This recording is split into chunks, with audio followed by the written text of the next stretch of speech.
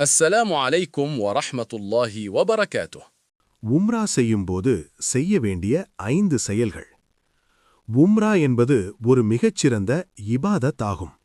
நபி ஸல்லல்லாஹு அலைஹி வஸல்லம் அவர்கள் காட்டித்தந்த வழிமுறைப்படி, அதாவது சுன்னத், முறையாக உம்ராவை நிறைவேற்ற நீங்கள் செய்ய வேண்டிய 5 முக்கியமான செயல்கள் மற்றும் அதற்கான ஆதாரங்கள் இங்கே தரப்பட்டுள்ளன. 1. மீகாத்தில் இஹ்ராம் அணிந்து நீயத்து வைத்தல்.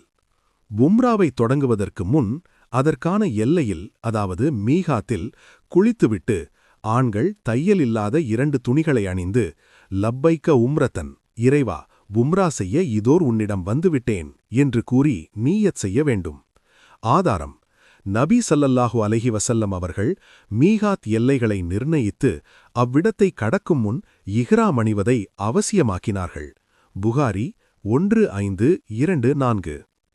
தல்பியா. இஹ்ராம் அணிந்தது முதல் தவாஃப் ஆரம்பிக்கும் வரை லப்பைக்க அல்லாஹும்ம லப்பைக் என்ற தல்பியாவை சத்தமாக சொல்வது சுன்னத்தாகும். 2. காபாவை 7 முறை தவாஃப் செய்தல்.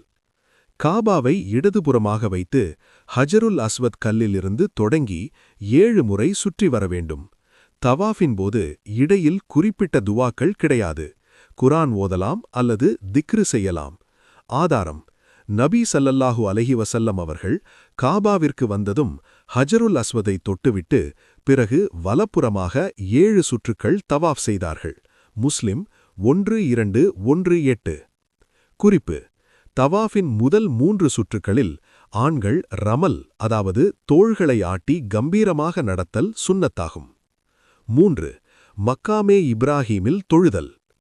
தவாஃப் முடித்த பிறகு காபாவிற்கும் மக்காமே இப்ராஹீம் என்ற இடத்திற்கும் இடையில் நின்று 2 ரக்காத்துகள் தொழ வேண்டும்.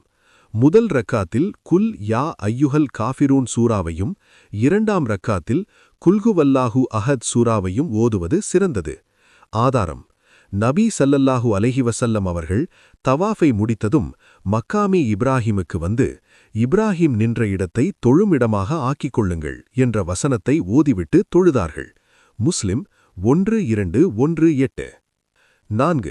சஃபா மர்வா இடையே சய் செய்தல். சஃபா மலையில் தொடங்கி மர்வா மலை வரை 7 முறை நடக்க வேண்டும். சஃபாவிலிருந்து மர்வா செல்வது ஒரு சுற்றாகவும், மர்வாவிலிருந்து சஃபா திரும்புவது 2வது சுற்றாகவும் கணக்கிடப்படும். ஆதாரம்: நபி ஸல்லல்லாஹு அலைஹி வஸல்லம் அவர்கள் கூறினார்கள், அல்லாஹ் எதை முதலில் குறிப்பிட்டுள்ளானோ அதிலிருந்தே நானும் தொடங்குகிறேன். முஸ்லிம் 1218. பச்சை விளக்கு. 2 மலைகளுக்கும் இடையிலுள்ள பச்சை விளக்கு அடையாளப் பகுதியில் ஆண்கள் மட்டும் சற்று வேகமாக ஓட வேண்டும். 5. தலைமுடியை மழித்தல் அல்லது கத்தரித்தல். சயி செய்து முடித்ததும் ஆண்கள் தங்கள் தலைமுடியை முழுமையாக மழிக்க வேண்டும். இதுவே மிகச்சிறந்தது. அல்லது சமமாக கத்தரிக்க வேண்டும். பெண்கள் தங்கள் முடியின் நுனியில் ஒரு விரலளவு கத்தரித்துக் கொண்டால் போதுமானது. இதனுடன் இஹ்ராம் முடிவுக்கு வரும். ஆதாரம்: நபி ஸல்லல்லாஹு அலைஹி வஸல்லம் அவர்கள், யா அல்லாஹ், தலைமுடியை மழித்துக் கொண்டவர்களுக்கு அருள் புரிவாயாக என்று 3 முறை துவா செய்தார்கள். 4வது முறைதான் கத்தரிப்பவர்களுக்காக கேட்டார்கள். புகாரி 1727. முக்கிய நினைவூட்டல். உம்ரா பயணத்தின் ஒவ்வொரு கட்டத்திலும் பித்தத்துகளை தவிர்த்து நபிகளார் காட்டித்தந்த எளிமையான முறையை பின்பற்றுவதே அந்த வணக்கத்தை அல்லாஹ்விடம் அங்கீகரிக்கப்பட்டதாக மாற்றும். உங்கள் பயணம் சிறக்க வாழ்த்துக்கள்.